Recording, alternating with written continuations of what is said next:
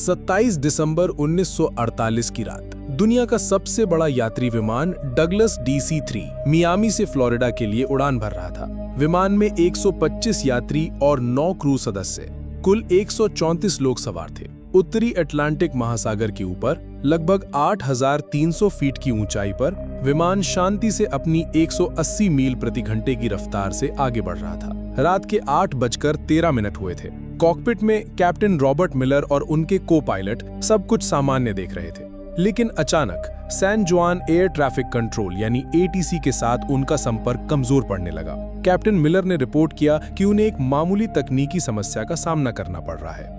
ये उनकी आखिरी आवाज थी। इसके ठीक 10 सेकंड के अंदर विमान ATC के रडार से हमेशा के लिए गायब हो गया। विमान की आखिरी लोकेशन बरमूडा ट्रायंगल के ठीक बीच में थी। उस रात जो हुआ वो किसी तकनीकी खराबी से कहीं ज्यादा भयानक था। विमान दुनिया की सबसे रहस्यमयी जगह बरमूडा ट्रायंगल के एक ऐसे बवंडर में फंस गया था जिसके बारे में किसी ने न कभी सुना था न कभी देखा था। पलक झपकते ही विमान के अंदर चीख पुकार मच गई। कैप्टन मिलर ने अपनी पूरी ताकत से प्लेन को संभालने की कोशिश की, लेकिन तब तक बहुत देर हो चुकी थी।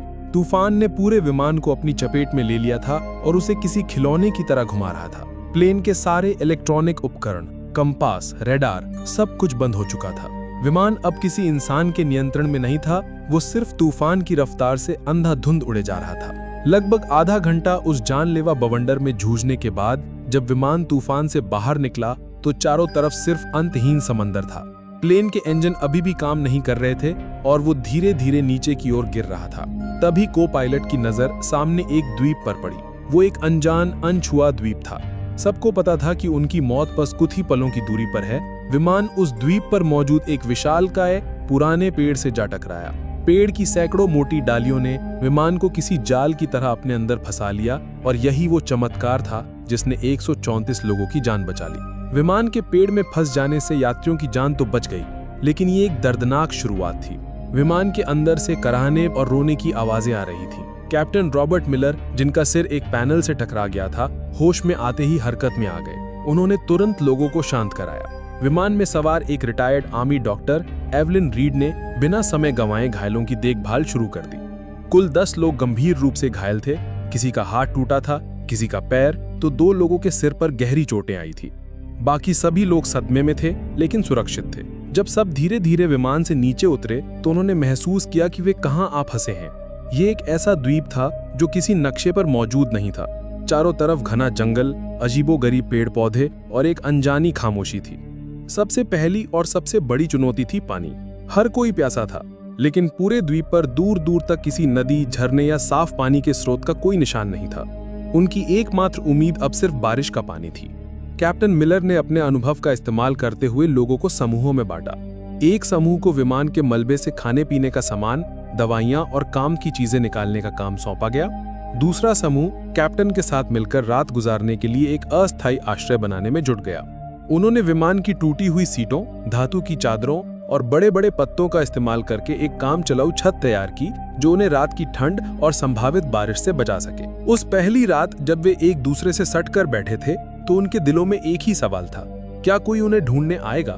क्या वे कभी इस अनजान जगह से बाहर निकल पाएंगे? दूसरे दिन की सुबह एक नई चुनौती लेकर आई, भोजन की कमी और आग जलाने की तकनीक। विमान से जो थोड़ा बहुत खाना मिला था वो ज्यादा दिन नहीं चलने वाला था। उन्हें द्वीप पर ही भोजन खोजना था, लेकिन कौन सा फल जहरीला है और कौन सा खाने लायक, ये जानने का कोई तरीका नहीं था। इसी कोशिश में एक अधेड़ उम्र के व्यक्ति ने एक अनजान फल खा लिया और कुछ ही घंटों में उसकी तड़प तड़प कर मौत हो गई। ये द्वीप पर हुई पहली मौत थी जिसने सबको अंदर तक हिला के रख दिया। इस घटना के बाद लोगों में डर और सीमित भोजन को लेकर पहला संघर्ष शुरू हुआ, लेकिन कैप्टन मिलर और डॉक्टर एवलिन ने स्थिति को संभाला। उसी शाम एक किशोर लड़के ने, जिसे विज्ञान में रुचि थी, अपने चश्मे के लेंस का उपयोग करके सूरज की किरणों को सूखी पत्तियों पर केंद्रित किया। घंटों की मेहनत के बाद पत्तियों से धुएं की एक पतली लकीर उठी और फिर एक छोटी सी लौ जल उठी। आग। ये उनके लिए किसी जीत से कम नहीं थी। आग न केवल खाना पकाने के लिए जरूरी थी, बल्कि ये रात में जंगली जानवरों को भी दूर रख सकती थी। इसी बीच विमान में एक इंजीनियर आर्थर वैंस ने टूटे हुए रेडियो को ठीक करने की कोशिश की। कड़ी मशक्कत के बाद वो एक कमजोर सिग्नल भेजने में कामयाब रहा। उसने अपनी आखिरी लोकेशन और मदद का संदेश भेजा, लेकिन सामने से कोई जवाब नहीं आया। रेडियो की बैटरी खत्म हो चुकी थी। और संपर्क का एकमात्र जरिया भी टूट चुका था। दिन बीतते गए। जब 10 दिन बाद भी बचाव का कोई संकेत नहीं मिला तो 4 लड़के और एक लड़की का सब्र जवाब दे गया। एक रात जब सब सो रहे थे, वे चुपके से विमान के मलबे से बनी एक छोटी सी नाव लेकर समुद्र में उतर गए। वे फिर कभी लौटकर नहीं आए। उनका क्या हुआ, वे कहां गए, ये एक रहस्य बनकर रह गया। उन 5 लोगों के जाने के बाद बचे हुए लोगों को एहसास हो गया कि उन्हें लंबे समय तक यहीं रहना पड़ेगा। कैप्टन मिलर ने सबको इकट्ठा किया और एक स्थायी व्यवस्था बनाने का प्रस्ताव रखा। काम का बंटवारा किया गया। एक टीम रोजाना भोजन और फल इकट्ठा करने के लिए जंगल में जाती, दूसरी टीम आश्रय को और मजबूत बनाने और उसकी मरम्मत करने का काम करती। डॉक्टर एवलिन और कुछ अन्य लोगों ने घायलों और बीमारों की देखभाल का जिम्मा संभाला। दूसरी ओर अमेरिकी सरकार ने विमान को खोजने के लिए इतिहास का सबसे बड़ा सर्च ऑपरेशन शुरू किया था। अटलांटिक महासागर के चप्पे चप्पे को छान मारा गया, लेकिन विमान का एक टुकड़ा भी नहीं मिला। 1 सप्ताह की लगातार खोज के बाद भी जब कोई सुराग नहीं मिला तो अभियान धीमा पड़ गया। इसी बीच द्वीप पर बचे हुए लोगों ने जीने की कला सीखनी शुरू कर दी थी। उन्होंने द्वीप के पत्थरों और विमान की धातु को घिस-घिस कर चाकू और भाले जैसे औजार बनाए। सबसे बड़ी चुनौती द्वीप के जंगली सुअर थे, जो झुंड में रहते थे और रात में उनके शिविर पर हमला कर देते थे। विमान में एक शिकारी ट्रेनर भी था, जिसने लोगों को भाला चलाना और जाल बिछाना सिखाया। कई दिनों की योजना और अभ्यास के बाद उन्होंने अपने पहले जंगली सुअर का शिकार किया। ये एक भयानक और भावनात्मक क्षण था। शिकार के दौरान 2 लोग घायल हो गए, लेकिन जब वे उस शिकार को लेकर शिविर में लौटे तो ये सिर्फ भोजन नहीं था, ये उनकी एकता और दृढ़ संकल्प की जीत थी। उन्होंने द्वीप के किनारे टूटे हुए नारियल के तनों से रेत पर बड़े बड़े अक्षरों में हेल्प लिखा, इस उम्मीद में कि शायद कोई गुजरता हुआ जहाज या विमान इसे देख ले। दोस्तों, ये कहानी आपको कैसी लग रही है? उस दर्द और संघर्ष को महसूस कर पा रहे हैं? अगर हाँ, तो प्लीज 1 सेकंड निकालकर वीडियो को लाइक कर दीजिए और मेरे चैनल को सब्सक्राइब करना मत भूलना। आपका एक सब्सक्राइब मुझे ऐसी ही और सच्ची और रोंगटे खड़े कर देने वाली कहानियां आप तक लाने की हिम्मत देता है। और हाँ, कमेंट सेक्शन के बगल में एक नया हाइप बटन आया है। अगर कहानी सच में दिल को छू रही है तो उसे भी जरूर दबाइए। चलिए अब आगे बढ़ते हैं उस दर्दनाक सफर पर। 6 महीने बीत चुके थे। बाहरी दुनिया के लिए NC-16002 विमान और उसमें सवार 134 लोग एक अनसुलझी पहेली बनकर रह गए थे। $45 मिलियन खर्च करने के बाद अमेरिकी सरकार ने आधिकारिक तौर पर सर्च ऑपरेशन बंद कर दिया और सभी को लापता घोषित कर दिया। उनके परिवार वालों को बता दिया गया कि अब उनके प्रियजनों के लौटने की कोई उम्मीद नहीं है। लेकिन यहाँ इस अनजान द्वीप पर एक नया समुदाय जन्म ले रहा था। जो लोग गंभीर रूप से घायल थे, वे डॉक्टर एवलिन की देखभाल में धीरे धीरे ठीक हो रहे थे और छोटे मोटे कामों में हाथ बटाने लगे थे। लेकिन इस दौरान बीमारी और निराशा के कारण कुछ और लोगों की मौत हो गई। बचने का कोई रास्ता न देखकर कई लोग मानसिक रूप से टूट गए थे और उन्होंने दम तोड़ दिया। अब द्वीप पर केवल 114 लोग बचे थे। उन्होंने अपने मृतकों को सम्मान के साथ दफनाना शुरू कर दिया और एक दूसरे का मानसिक सहारा बने। रात में जब सब आग के चारों ओर इकट्ठा होते तो वे अपने पुराने जीवन की कहानियां सुनाते, गाने गाते। लगभग 1.5 साल बाद द्वीप पर पहली बार किसी बच्चे की किलकारी गूंजी। एक युवा जोड़े के यहाँ एक स्वस्थ बेटे का जन्म हुआ। उस बच्चे का जन्म द्वीप पर मौजूद हर इंसान के लिए एक नई उम्मीद लेकर आया। 2 साल बीत गए। इस दौरान उन्होंने द्वीप पर जीना सीख लिया था। उन्होंने छोटी मोटी खेती शुरू कर दी थी और मछली पकड़ने के नए नए तरीके इजाद कर लिए थे। लेकिन सभ्य दुनिया में लौटने की इच्छा अभी भी उनके दिलों में चल रही थी। इंजीनियर आर्थर वेंस के नेतृत्व में सभी ने मिलकर एक बड़ी नाव बनाने का फैसला किया। ये उनका सबसे बड़ा और सबसे महत्वाकांक्षी प्रोजेक्ट था। महीनों की कड़ी मेहनत के बाद उन्होंने विमान के टुकड़ों, लकड़ी और बेलों का उपयोग करके एक बड़ी मजबूत नाव तैयार की। जिस दिन उन्होंने नाव को समुद्र में उतारा, वो किसी त्योहार से कम नहीं था। 25 सबसे मजबूत और अनुभवी लोगों को उस नाव पर सवार किया गया, इस वादे के साथ कि वे मदद लेकर वापस लौटेंगे। नाव द्वीप से कुछ मील दूर तक तो ठीक चली, लेकिन फिर मौसम ने अपना असली रूप दिखाया। अचानक आसमान में काले बादल घिर आए और एक भयानक तूफान ने उनकी नाव को घेर लिया। ऊंची ऊंची लहरों ने नाव को पलट दिया। उनमें से कुछ ही लोग तैरकर किसी तरह वापस द्वीप के किनारे पहुंच पाए, लेकिन उस हादसे में 16 लोगों की जान चली गई। ये द्वीप पर अब तक का सबसे बड़ा झटका था। पहले ही बीमारी और निराशा से 15 लोग मर चुके थे और अब इस हादसे ने 16 और जानें ले ली। कुल मिलाकर 31 लोगों की मौत हो चुकी थी और 5 पहले ही भाग गए थे। अब द्वीप पर केवल 98 लोग बचे थे। इस घटना ने उनके बचने के विश्वास को चकनाचूर कर दिया। कई लोगों ने मान लिया कि ये द्वीप ही उनकी कब्र बनेगा और यहाँ से निकलने की कोशिश करना मौत को दावत देना है। 5 साल गुजर चुके थे। जो बच्चे द्वीप पर पैदा हुए थे उनके लिए यही उनकी दुनिया थी। उन्होंने कभी कार, बिजली या शहर नहीं देखे थे। बड़े लोग उन्हें अपनी पुरानी दुनिया की कहानियां सुनाते जो उन बच्चों के लिए किसी परी कथा से कम नहीं थी। लेकिन समय के साथ समाज में दरारें पड़ने लगी। द्वीप के प्राकृतिक संसाधन जैसे कि एक खास किस्म के फलदार पेड़ और छोटे जानवर कम होने लगे थे। भोजन की कमी ने लोगों के बीच तनाव पैदा कर दिया। अब वे 2 गुटों में बंट गए थे। एक गुट जिसका नेतृत्व कैप्टन मिलर कर रहे थे, वे अभी भी मानता था कि उन्हें किसी भी कीमत पर यहां से निकलने की कोशिश करते रहना चाहिए।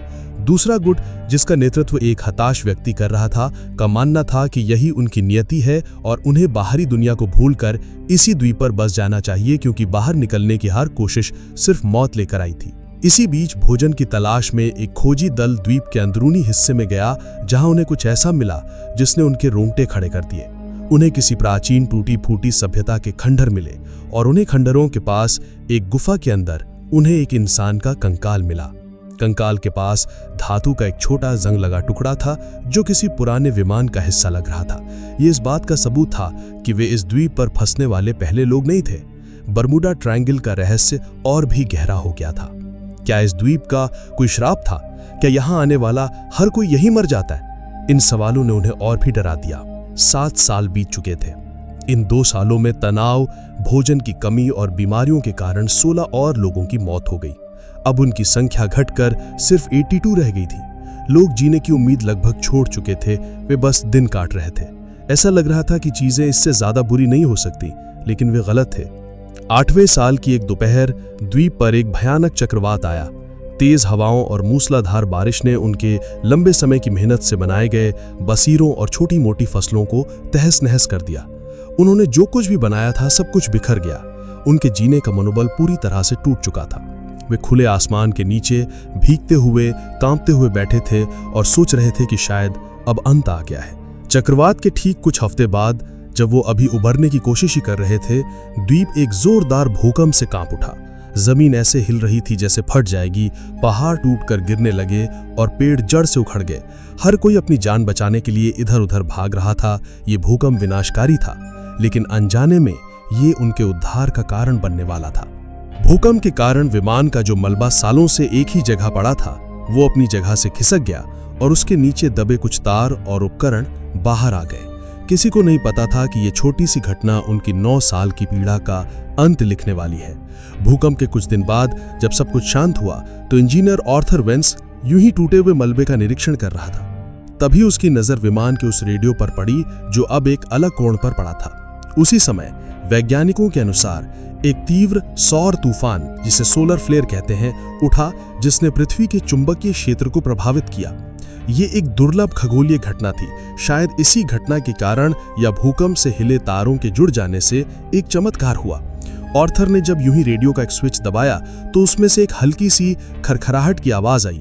उसके दिल की धड़कन बढ़ गई। उसने कांपते हाथों से बैटरी के बचे कुछ तारों को जोड़ा और 9 साल में पहली बार रेडियो की हरी बत्ती जल उठी।